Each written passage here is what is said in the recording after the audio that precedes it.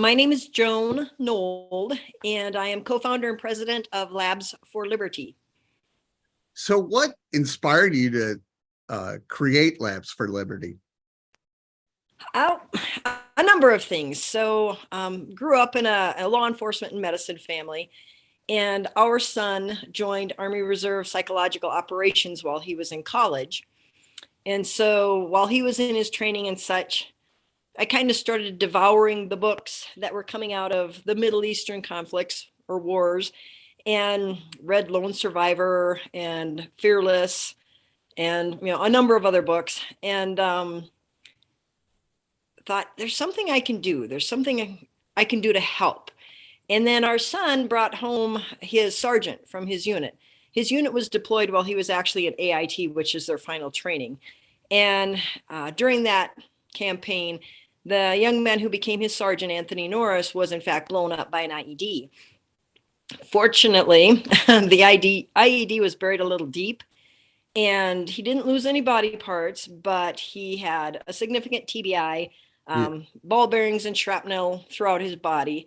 He went back to their outpost. He recovered for a week, and then he finished 9 more months of duty.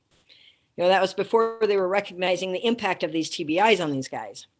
So Anthony came back, and he was headed for PharmD school, but he couldn't do it anymore. He couldn't do the math and the biology and the chemistry. So he had come up for our family pheasant hunt with Zachary, and we were visiting, and I said, what about service dogs? What do you think about service dogs? And he told me, yep, they're great. They make a difference. And so I was like, that's something I'm capable of. I could actually train service dogs.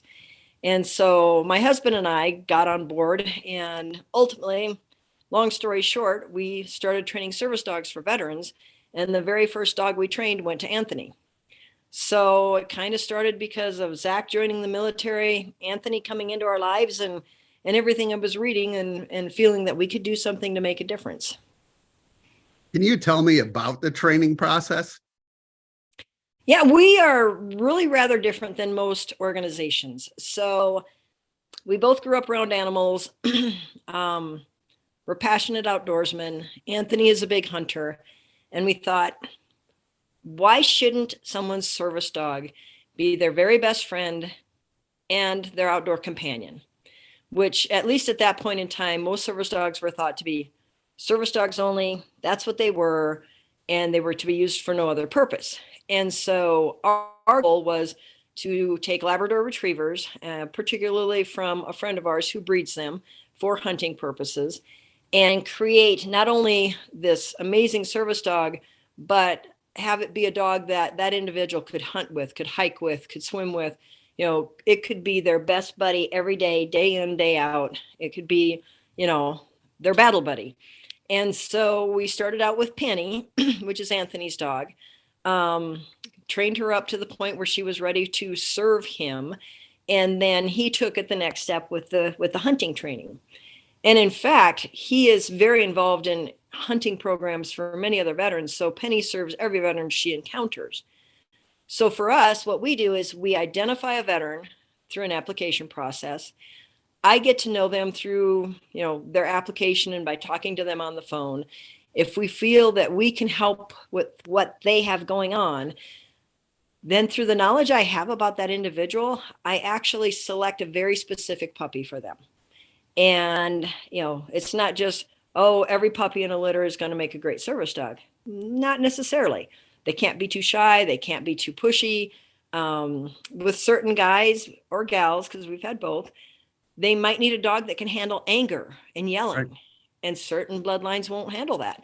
Other dogs, they need a dog that's nice and soft and mushy and cuddly. And so we know the breeding of the dogs that we're getting. And so I reach out to Justin at Hunters Point Kennel, and he say, hey, I've got a guy coming through, and these are my needs. What bloodlines do we have coming up? And we talk about it, and we decide which litters we're going to pick from, and then he helps pick the exact puppy. Then we get the puppy at 8 to 10 weeks old. The veteran names their own dog. So they have buy-in from the beginning. And I can't tell you how many guys have told me having a screenshot of Loki on their computer and looking at that dog every day and knowing that's their future battle buddy has saved them. And they get input from our fosters. They can reach out and ask how they're doing. They get videos, they follow the dog on Instagram, and we specifically train that dog to each veteran's needs. So we don't waste time teaching a dog to open a door if the veteran doesn't need it to open a door. But we'll teach that dog to handle being around massive machinery if that person's, in construction machinery sales. And so we custom train the dog. And then, to be honest, these dogs can know what they need to know by about 7 months, but then they get stupid and act like a teenager, which can be very anxiety provoking. And so we hang on to them till they're about a year. When they've gotten through that, they're more mature. And we bring that veteran to our home, either in South Dakota or Utah, and we have a guest house. And they spend a week with us, and we train morning, afternoon, and evening in different blocks for different things. And they get to know how to use that dog and how to trust that dog. And then when they fly home, I tell them, you're part of the family now. You're stuck with me forever. But we give them lifelong follow-up. They are part of the family. And if there's a glitch with the dog, or if they're struggling with the training, or if they're struggling, I just sent my quote lead trainer out last weekend to a guy who's had his dog 3 years, and he was having some blips. And Mike went out and worked with them, and everything's all squared away. But they have us forever. And they are family. It doesn't matter if they're sharing the marriage of a son, or an accident in the family, or just pictures of the dog. We communicate with at least 2 or 3 of our veterans every day. So that's kind of our program and why it's a little different. So where do you want to see the organization next 3 to 5 years?